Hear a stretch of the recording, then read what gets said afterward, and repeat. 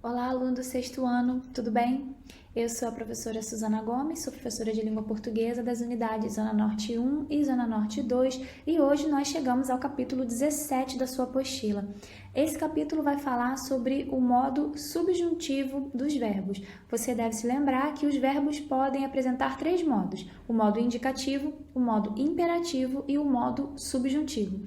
A sua apostila vai tratar nesse capítulo do modo subjuntivo, dando atenção especial à conjugação verbal, ou seja, a gente vai verificar de que maneira o verbo no modo subjuntivo vai se flexionar para mostrar as pessoas e o tempo. Para começar, eu poderia passar direto para o modo subjuntivo, mas eu sei que pode ter alguém aí assistindo a aula agora que sempre que vê a gente falando sobre verbo fica meio sem graça, fica, meu Deus, mas eu não sei identificar, não sei o que é um verbo. Esse é o momento para você saber de uma vez por todas. De uma forma bem resumida, eu quero mostrar para vocês quais são as três principais coisas que os verbos vão indicar, tudo bem? Então, primeiro, o verbo é uma classe gramatical. Então, assim como a gente estudou os substantivos, como nós estudamos os adjetivos bem recentemente, as interjeições, o verbo também é uma classe gramatical. Essa classe gramatical ela vai expressar, entre outras coisas, como eu falei, três principais ideias. Primeiro, o verbo vai indicar ação. Então, dá uma olhadinha para essa primeira frase. Mariana comprou um carro. Então, aqui, comprar é uma ação praticada por um sujeito, certo? Esse verbo indica a ação. Mas, quando eu digo Lucas é inteligente, é inteligente. Ser inteligente é uma ação praticada pelo Lucas? Não, né? Aqui eu estou mostrando um estado, é a maneira como ele é ou como ele está. Então, o verbo, além de indicar ação, pode indicar também estado ou mudança de estado. É claro que tudo vai depender dos contextos, né? Se eu falo, por exemplo, Mariana anda pela floresta. Esse verbo indicou ação. Mas se eu falar Mariana anda triste, esse anda não é a maneira como ela está caminhando, mas é a maneira como ela está recentemente. Ela parece estar triste, né? Nesses últimos tempos ela está triste, ela anda triste nesses últimos meses, enfim, é a maneira como ela está. E por último eu coloco aqui um fenômeno da natureza. Aqui é como se fosse uma ação, mas não é praticada por alguém, é uma ação da natureza. Olha essa frase, ontem choveu à tarde. Quem choveu? Não tem uma pessoa aí, né? Não tem alguém, um substantivo para a gente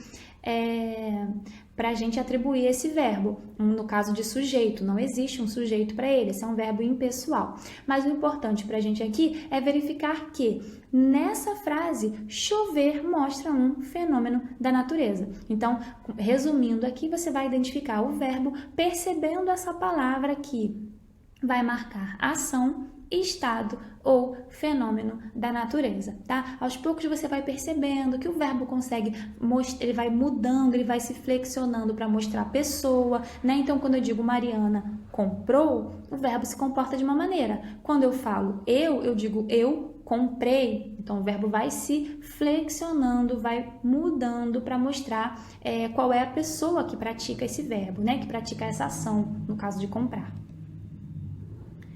Continuando, o que os modos verbais expressam? Então, depois de a gente recapitular, tirar as dúvidas sobre o que é um verbo, eu quero mostrar para vocês o que os modos verbais expressam. No comecinho da nossa aula, eu falei que existem três modos, né? Indicativo, imperativo e subjuntivo. Vamos ver o que eles expressam. Primeiro, olha essa primeira tirinha aqui. Aqui eu tenho dois personagens, a Mônica e o Cebolinha. No primeiro quadrinho, a Mônica está abrindo uma caixa de presente, ela diz, eu ganhei uma bola de futebol? E aí no segundo aparece o Cebolinha na janela e fala, isso não é nada, Mônica, eu ganhei um coelhinho de pelúcia.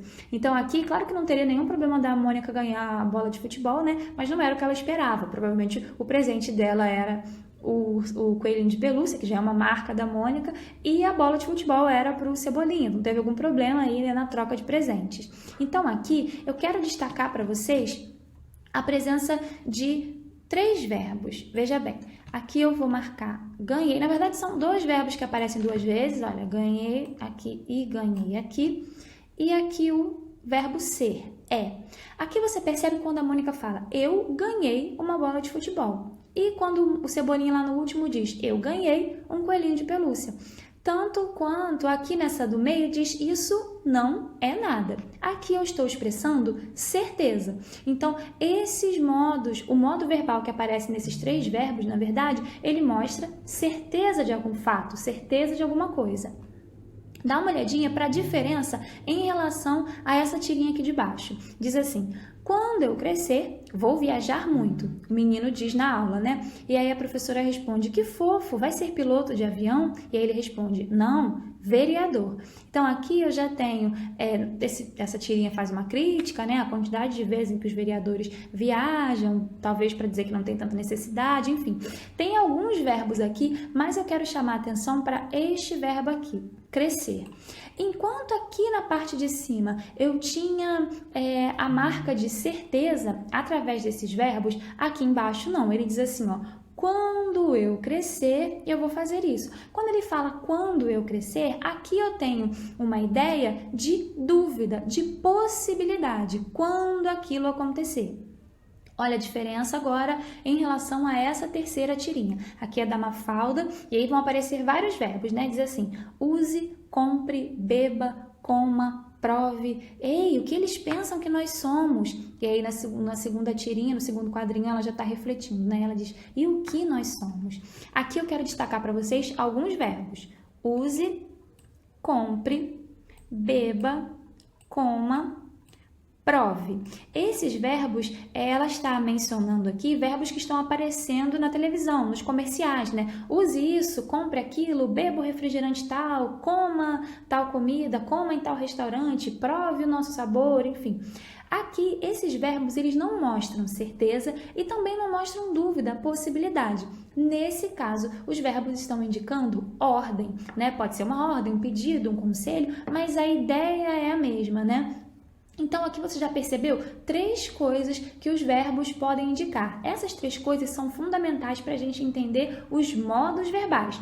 Um modo vai mostrar certeza, outro modo vai mostrar dúvida ou possibilidade e outro modo vai mostrar ordem, pedido ou conselho.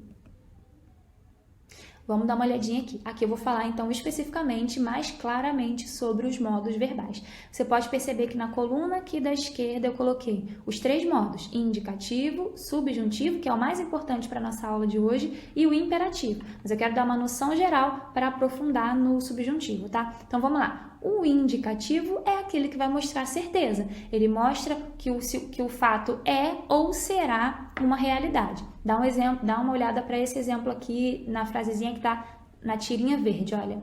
Nós compraremos um carro. Aqui eu mostro a certeza de um fato. Dá uma olhadinha para o de baixo, do subjuntivo. O subjuntivo vai mostrar um acontecimento hipotético ou desejado, mas incerto. Não há certeza, diferente do modo indicativo, no subjuntivo não há certeza. Eu estou tratando da dúvida, da possibilidade, daquilo que é hipotético. Lembra? Quando eu crescer. Então, aqui, olha a frase, se nós comprássemos um carro, tá vendo a diferença? Então, ó, nós compraremos um carro, certeza. Se nós comprássemos um carro, aqui eu já tenho uma possibilidade. E o terceiro exemplo é o do modo imperativo. Olha, ordem, conselho ou pedido. Lembra do slide anterior? E um exemplo de frase seria, compremos um carro. Aqui é uma ordem, né? Compremos um carro, diferente da certeza, nós compraremos. Percebeu? Nós compraremos é uma certeza, compremos um carro é uma ordem. Nesse caso, é uma ordem dada a um grupo em que essa pessoa faz parte, né? Compremos um carro, todos nós, né? Vamos lá. Para continuar, então, isso aí vai aparecer para vocês na apostila, na página 385, tá? Ela vai falar, então, agora sobre o modo subjuntivo. Lembra qual era o subjuntivo? Naqueles 3 que a gente viu, o subjuntivo é o que marca dúvida, possibilidade, acontecimento hipotético. A sua apostila nessa página 385 vai pedir para você comparar dois textos, tá? Versão 1 e versão 2. Então, aqui na versão 1 diz assim, a partir do momento que tenho grupos mistos, homens e mulheres, eu consigo interagir melhor com a comunidade local. Consigo obter informações dos diferentes grupos, homens, mulheres, meninas e meninos, e empregá-las nas ações militares de planejamento. Ou seja, consigo mapear as áreas que são mais sensíveis e os grupos que são mais vulneráveis. E aqui na versão 2 diz assim: se eu tivesse grupos mistos, homens e mulheres, eu conseguiria interagir melhor com a comunidade local. Conseguiria obter informações dos diferentes grupos, homens, mulheres, meninas e meninos, e empregá-las nas ações militares de planejamento, ou seja, conseguiria mapear as áreas que são mais sensíveis e os grupos que são mais vulneráveis. Aqui eu quero chamar sua atenção para os verbos, olha, a partir do momento que eu tenho grupos mistos, e aqui, se eu tivesse grupos mistos, tá vendo que aqui eu tenho marcado o mesmo verbo, o verbo ter, né? Mas aqui ele está indicando uma coisa, ou seja, aqui ele está num modo e aqui outro.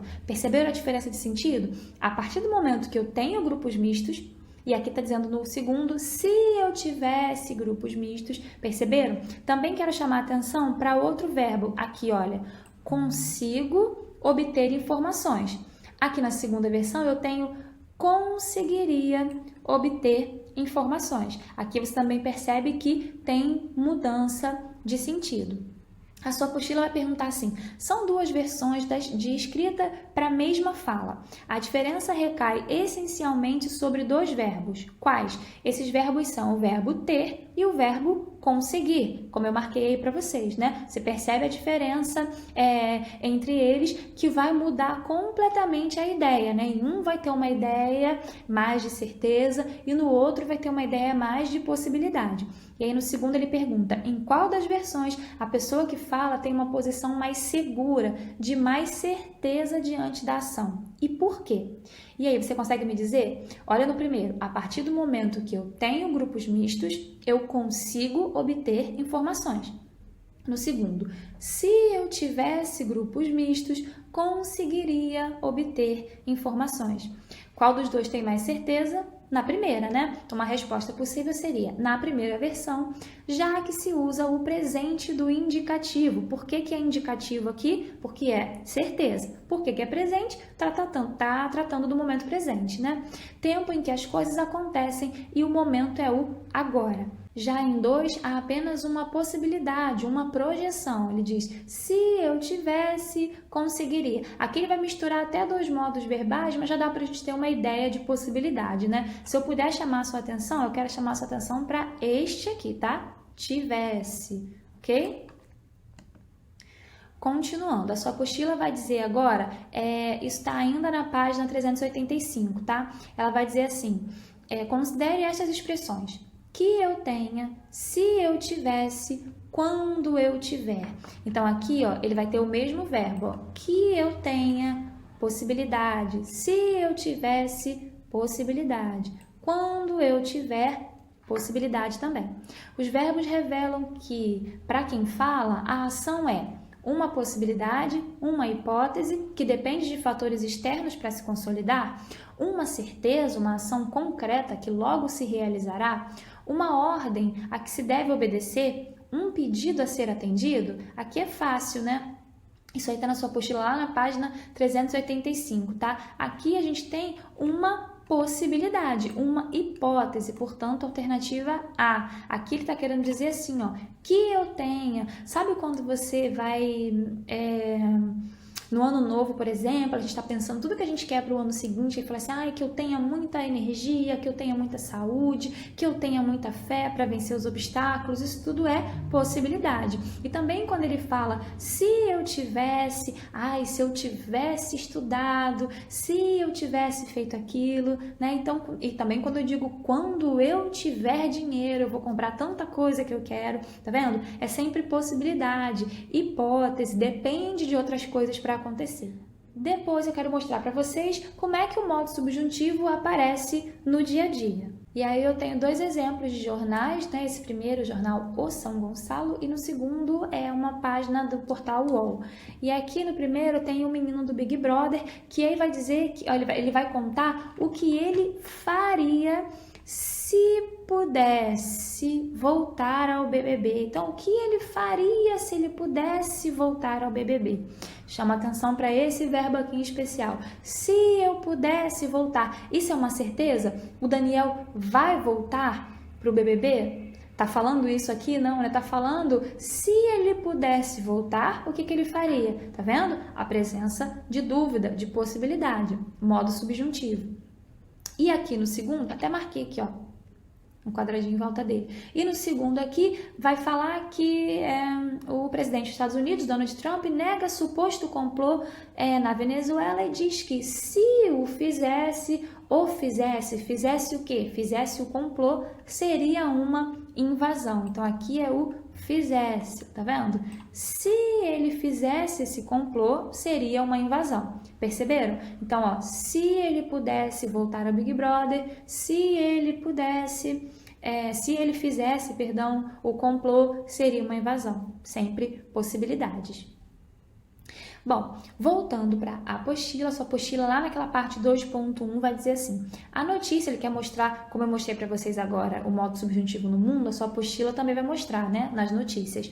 A notícia é um gênero textual em que se relatam fatos. A maioria dos verbos que aparecem no corpo do texto está conjugada no passado, porque trata de ações já concluídas que se fizeram realidade e agora podem ser relatadas.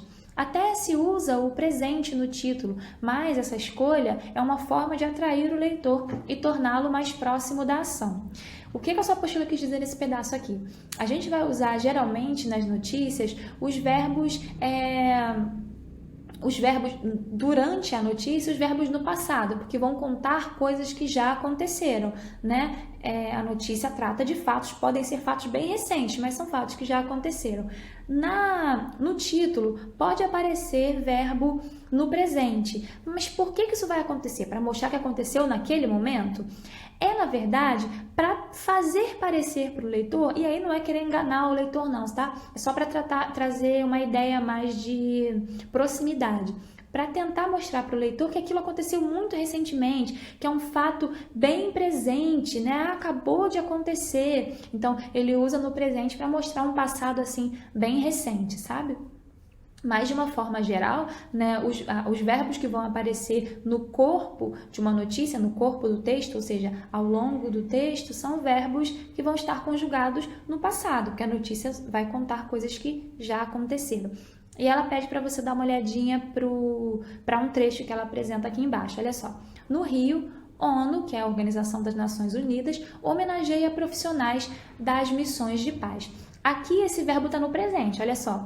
No Rio, né, no Rio de Janeiro, a ONU homenageia, isso aqui não é presente? Ela homenageia, é agora, profissionais das missões de paz. Só que esse homenageia, apesar de ser no presente, aquilo não está acontecendo naquele momento, né? Está mostrando que é muito atual, olha, acabou de acontecer, está acontecendo essa semana, né? A sua apostila vai dizer aqui do lado, olha, título com verbo no presente para manter a impressão de atualidade.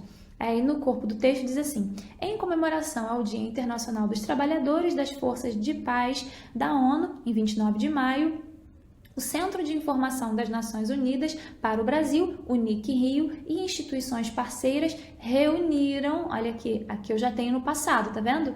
No Palácio Itamaraty, no Rio de Janeiro, brasileiros que integraram, mais um verbo no passado, missões da organização e especialistas em manutenção da paz. Então, ao longo da notícia, os verbos já aparecem no passado, por se tratar de fatos já consolidados, coisas que já aconteceram. E aí dá uma ideia de credibilidade. Olha, a gente verificou esse fato, tá vendo? Então, nos dois casos, o acontecimento era no passado. No título, eles usaram presente para dar uma ideia mais de proximidade, de tempo, de atualidade. Olha, essa notícia está bem fresquinha, né?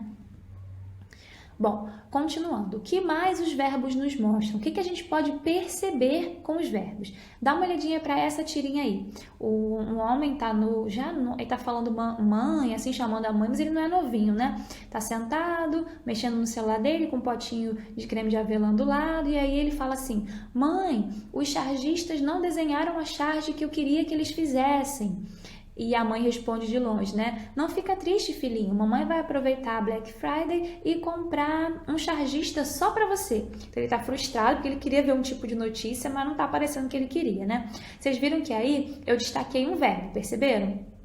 Esse verbo que eu destaquei aí é o verbo fizessem. O que eu consigo saber olhando para esse verbo? Eu olho para o verbo fizessem, o que eu consigo ver só a partir desse verbo?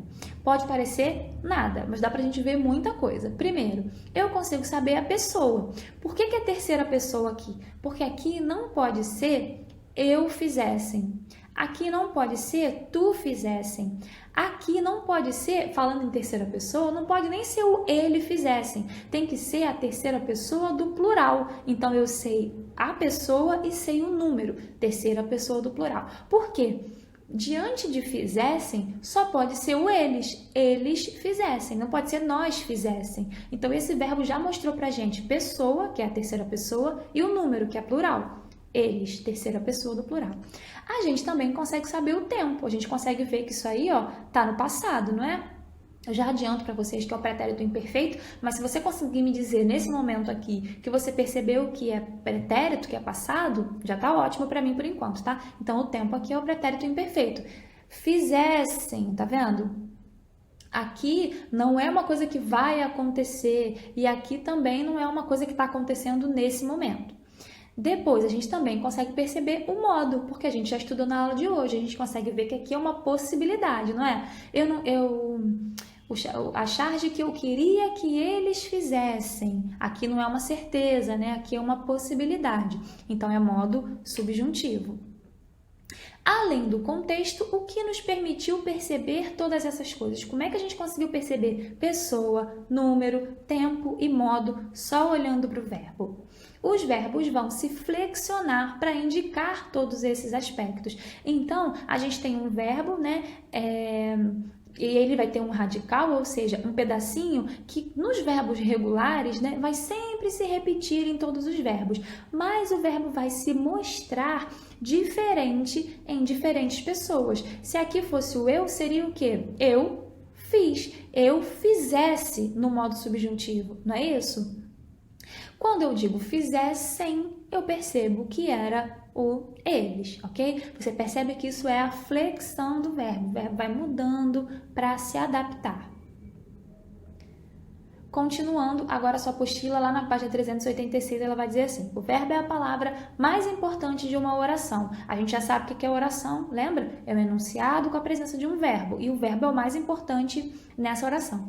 Por ele, temos acesso a vários elementos relacionados a uma ação. Podemos saber, olha aqui que ele vai dizer, o modo, certeza, indicativo, dúvida, subjuntivo, ordem, imperativo.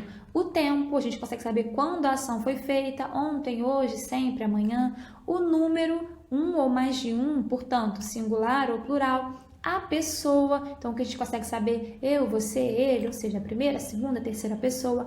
A voz, se é a voz ativa, a pessoa que pratica, ou a voz passiva, a pessoa que sofre aquela ação, né? Se a ação foi praticada ou foi recebida. E o aspecto, se aquela ação já foi concluída, se ela é contínua, né, está acontecendo, ou se ela é pontual, aconteceu em determinado momento, ok? Para isso, o verbo se flexiona. Lembra que eu falei no slide anterior? Ou seja, ele recebe diferentes terminações, desinências, o pedacinho, a terminação lá no verbo, que vai mudando de pessoa para pessoa, de tempo para tempo, a gente chama de desinência. Então, para isso, o verbo vai se flexionar, vai receber diferentes terminações, diferentes desinências que revelam tais informações. Olha a diferença aqui, olha. Consigo, olha aqui a terminação do consigo, aqui ele mostra presente, primeira pessoa e certeza, perceberam? Eu consigo, nem precisou do eu aqui, porque a minha desinência já mostra que só pode ser eu consigo, não pode ser tu consigo, não pode ser ele consigo, né? Depois, conseguiram, olha a terminação aqui, essa desinência me mostra que é passado, conseguiram, e mostra que é a terceira pessoa do plural, não mostra? Aqui não pode ser eu conseguiram, é o eles conseguiram, também me mostra certeza. E conseguiremos, futuro, só que aí é eles conseguiremos? Não, né? É nós conseguiremos. Como é que eu percebi que aqui era o nós? Tudo isso eu percebi pela terminação, pela desinência do verbo, olha aqui, ó. É essa mudança, porque a raiz do verbo continua a mesma, é essa mudança aqui que me mostra que o verbo está mudando de pessoa, de tempo. Então, ó, no primeiro era presente, no segundo era passado e no terceiro era futuro. Para continuar, então, a gente vai chamar atenção mais uma vez do modo subjuntivo, lembrando que isso é o mais importante para a gente nesse capítulo, tá? O modo subjuntivo, como eu já tinha dito, expressa hipótese, desejo, possibilidade. Ele apresenta 3 tempos. Então, quem já tiver estudado o modo indicativo vai lembrar que o modo indicativo tem 6 tempos, né? Então, é mais difícil você perceber a diferença. Modo indicativo, pretérito imperfeito, pretérito mais que perfeito, pretérito perfeito, estou perdido, 2 tipos de futuro. Aqui não. Aqui você vai ter um futuro, um pretérito e o presente. Esse pretérito é imperfeito. Então, se você descobre que o verbo está no modo subjuntivo, ou seja, é um verbo que está mostrando dúvida, possibilidade, você só vai ter um pretérito. Então, você já pode marcar que é pretérito imperfeito, tá? Então, vamos dar uma olhadinha aqui. Presente. Meu professor quer que eu estude mais. Então, aqui eu tenho estude, o verbo, e aqui eu quero que você preste atenção nessa palavrinha aqui, tá? Que. Meu professor quer que eu estude mais. Presente. Tá vendo que é possibilidade? E aí o pretérito, como eu falei, só tem um, pretérito imperfeito. Se eu estudasse mais, tiraria boas notas. Guarda agora essa palavrinha aqui, se. Então, para o presente guarda o que, para o pretérito guarda o se. E no futuro eu tenho quando eu estudar mais, serei aprovado. Guarda agora esta palavra aqui. Por que eu quero que você guarde isso? Quando você quiser conjugar o verbo do modo subjuntivo, no presente você vai falar o que e vai usar o pronome. Então, que eu estude, o que você vai sempre usar para te lembrar que ele é presente, tá? Vai verificar como é que é a conjugação dele a partir desse que. Que eu estude. No pretérito imperfeito, você vai usar o se. Se eu estudasse, tá vendo? Não deixa de usar, porque você vai ver, só por essa palavrinha, você vai ver como é que você vai conjugar o verbo. Você não vai dizer se eu estude, né? Se eu estudasse. E o futuro, você vai usar o quando. Quando eu estudar, ok? Continuando, de olho na apostila. Subjuntivo, entre hipóteses e possibilidades. O subjuntivo é um modo verbal que indica ações consideradas hipóteses, desejos e possibilidades. Ele revela uma postura de incerteza do falante, ou seja, não pode garantir que determinada ação realmente se concretize. Lembra que eu falei? Fica na possibilidade. É muito comum que uma oração que apresenta um verbo no modo subjuntivo necessite de outra oração para completar o seu sentido. Então, aqui, ó. Quando eu tiver ajuda, aqui eu tenho o modo subjuntivo, tá vendo? Quando eu tiver, lembra que eu falei que no futuro a gente vai ter o quando? Ó? Quando eu tiver, tá no subjuntivo. E aí precisou de uma outra frase para fazer sentido aqui, ó. Quando eu tiver ajuda, aqui eu tenho o meu subjuntivo. Eu precisei dessa aqui. Resolverei essa pendência. Então, eu tenho aqui uma oração com o verbo, ó, no modo subjuntivo e aqui eu tenho na outra no modo indicativo, que aqui mostra certeza. Resolverei essa pendência, ok? E agora a apostila vai continuar, só que agora na página 387. O modo subjuntivo se conjuga em 3 tempos, conforme abaixo exemplificado para o verbo ter. Então, ó, lembra que eu falei? Isso aqui, gente, a sua apostila está mostrando, mas no slide ainda há pouco eu já coloquei para vocês. O modo subjuntivo tem 3 tempos, veja bem. Presente, lembra? O pretérito é um só e é sempre pretérito imperfeito. E futuro, são só 3 tempos. Aqui no presente expressa desejos e receios, no pretérito perfeito, hipótese, e no futuro, no pretérito imperfeito, perdão, hipótese só tem imperfeito, e no futuro uma possibilidade. Olha as palavrinhas que eu pedi para vocês perceberem que vão sempre aparecer aqui, ó. Que eu tenha, e aqui se eu tivesse, e aqui no futuro quando eu tiver. Ok? Eu não vou falar todos aqui para vocês, porque eu quero chamar a atenção para uma dica para você nunca errar a conjugação do modo subjuntivo. Vamos dar uma olhadinha para cá. Vamos com calma. Pode parecer complicado. Ai, como é que eu vou conjugar todas as pessoas? Vamos lá, aos poucos. Primeiro, você deve lembrar dessas informações aqui que vocês viram quando aprenderam verbos, né? Que são as conjugações. Os verbos que no infinitivo terminam em ar, amar, cantar. são de primeira conjugação. Quando terminam em er ou or, comer, escrever, segunda conjugação. E quando terminam em ir, sorrir, partir, terceira conjugação. Aqui ninguém tem dúvida. Assim que vocês aprendem o que é verbo, vocês aprendem as conjugações, né? Isso é importante porque, vamos lá. Quando eu quiser falar, isso aqui é uma dica de conjugação, tá? Essa dica de conjugação vale para o subjuntivo. Quando eu quiser falar dos verbos no subjuntivo, no tempo presente, lembra da palavrinha que eu falei? A gente vai usar o que. Então, vamos lá, vamos dividir nas pessoas. Quando os verbos forem da primeira conjugação, ou seja, terminarem em ar, eu vou trocar esse a pelo é. Simples assim. Não esquece o que, tá? Então, olha lá, ó. Que eu ame, olha o é, troquei o a pelo é. Que tu ames, que ele ame, que nós amemos, que vós ameis, que eles amem. Viram? Verbo de primeira conjugação, ou seja, terminado em a, nesse caso era o amar. Eu troco o a pelo é. Que eu ame, não esquece lá a palavrinha que tu ames, que ele ame, que nós amemos, que vós ameis, que eles amem.